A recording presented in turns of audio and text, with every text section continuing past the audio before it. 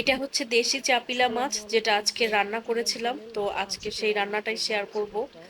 R welcome to my cooking channel. আর আমি যেহেতু কুকিং গুলো শেয়ার করে থাকি আমার ডেইলি ব্লগে, আর ডেইলি ব্লগ তো যখন আপলোড করা হয় সেভাবে এখন হচ্ছে না, আপাতত রান্নাগুলোই দিচ্ছি।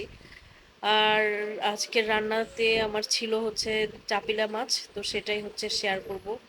প্রথমে হচ্ছে পেঁয়াজ কুচি করে নিতে হবে, আর এখানে আমি প্রায় দুটোর মতো পেঁয়াজ নিয়েছি কুচি করে। তো পেঁয়াজ চাইলে বাড়িয়েও দেওয়া যায়, আমি একটু কমই দেই পেঁয়াজ।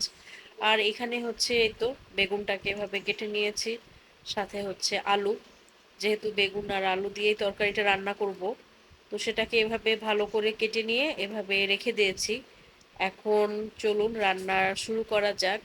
তো আমি হচ্ছে এখানে প্রথমে কড়াইটা গরম করে নিয়েছি, আর তাতে হচ্ছে পরিমাণ মতো তেল দিচ্ছি। তেলের পরিমাণটা আমি একটু কম দেওয়ার চেষ্টা করছি এখন, যেহেতু আমি তেল একটু কম খাই। তবে যার যার টেস্ট অনুযায়ী বাড়িয়ে বা কমিয়ে দিতে পারেন, আর আমার মনে হয় কমেই হয়ে যায়। তো এখন হচ্ছে আমি পেঁয়াজটা দিব।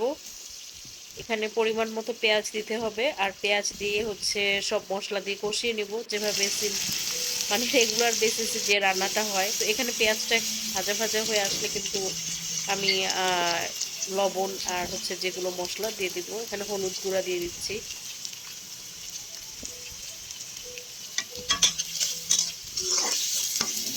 আর হলুদ দিয়ে ভালো করে পেঁয়াজটা ভেজে নিব।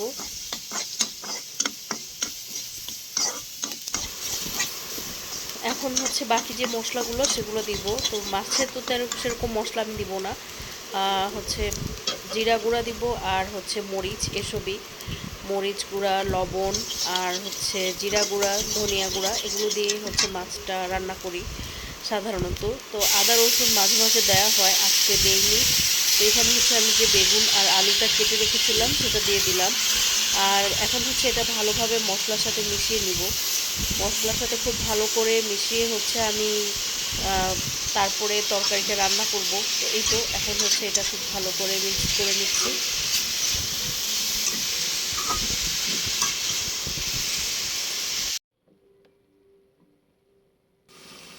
আর এই যে এখন দিয়ে দিলাম হচ্ছে কাশ্মীরি মরিচের গুঁড়া। মরিচের গুঁড়াটা হচ্ছে যে যেরকম ঝাল খেতে পারে, তো আমি একটু ঝাল বেশি খাই, তো একটু বেশি দেওয়ার চেষ্টা করছি। আর হচ্ছে দিব হচ্ছে জিরা গুঁড়া, তো আরেকটু পরে দিব সেটা। এখন হচ্ছে আমি জিরা গুঁড়া দিব, আর পরিমাণ মতো হচ্ছে প্রায় চামচ খানিক জিরা গুঁড়া আমি এখানে দিয়ে দিলাম।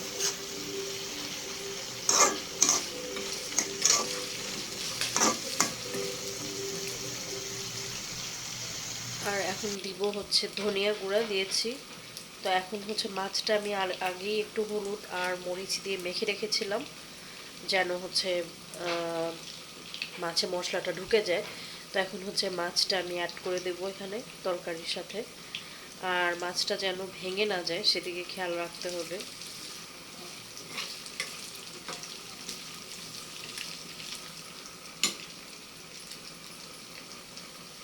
মাছটা দেওয়ার পর হচ্ছে আমি এখন পরিমাণ মতো পানি দিয়ে দিচ্ছি, আর পানিটা প্রথমে একটু কম দিব, কারণ হচ্ছে আমি আবার বুঝে ঝোলটা কিরকম রাখবো সেভাবে বুঝে আবার পানি অ্যাড করব।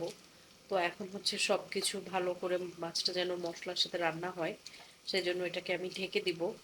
আর এটা কিন্তু এভাবে ঢেকে ঢেকে অনেকক্ষণ ধরে রান্নাটা করতে হবে, তাহলে হচ্ছে যে পুরো রান্নাটা খুব টেস্ট হয়। আর এই যে এখন হচ্ছে এখানে আমি কাঁচা মরিচ অ্যাড করেছিলাম, আসলে মরিচটা এভাবে মাঝখানে ফালি করে তারপরে দিয়ে দিয়েছি।